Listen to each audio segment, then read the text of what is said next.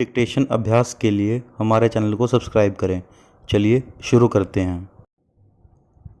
प्रतिलेखन संख्या 7 मानक रेडी। स्टार्ट। आदरणीय महोदय, प्रदेशों के खाद्य मंत्रियों के 2 दिन के सम्मेलन के बाद केंद्रीय खाद्य मंत्री ने बताया है कि अगले अप्रैल में गेहूं और धान का थोक व्यापार सरकार अपने हाथ में ले लेगी। पूर्णविराम। सब प्रदेशों के मंत्री इस पर सहमत हो गए हैं। पूर्णविराम।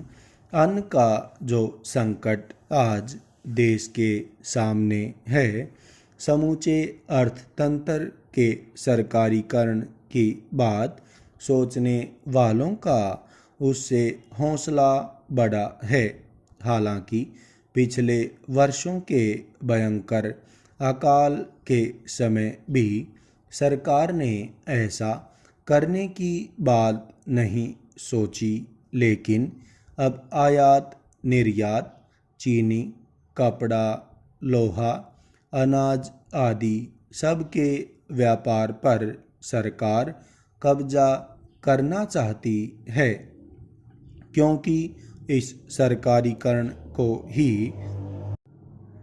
समाजवाद का पर्याय समझा जाता है। पूर्णविराम।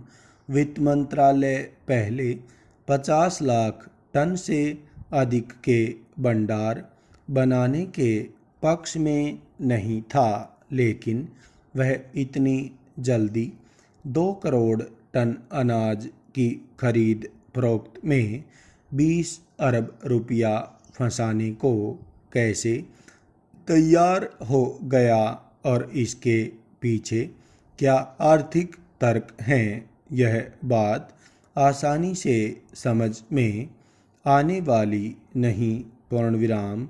अभी तक सिर्फ 6 प्रदेश ही इस क्षेत्र में कदम बढ़ाने को तैयार थे, लेकिन अब सब प्रदेशों ने किस आधार पर इस फैसले का स्वागत किया, इसके कारण भी स्पष्ट नहीं।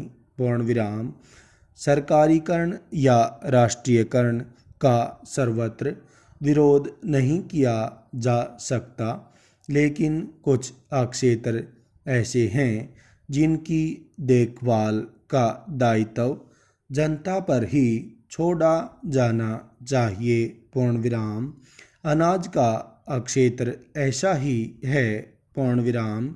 जमाखोरी और मुनाफाखोरी रोकने के लिए सरकार कठोर निरीक्षक की भूमिका यदि निभाए और अभाव की पूर्ति का ही जिम्मा संभाले, तो समस्या का द्विपक्षीय हल भी निकाला जा सकता है और सरकार बहुत सी परेशानियों तथा आलोचनाओं से भी बच सकती है। पूर्णविराम। लेकिन अब जो कदम उठाया जा रहा है, उसका परिणाम इससे भिन्न न होगा कि जनता की पहल खत्म होती जाएगी। पूर्णविराम। एक के बाद दूसरे क्षेत्र के सरकारीकरण की आवश्यकता महसूस होगी और सरकार तथा जनता की दूरी दिन प्रतिदिन बढ़ती जाएगी। और वीडियोस के लिए चैनल को सब्सक्राइब करें।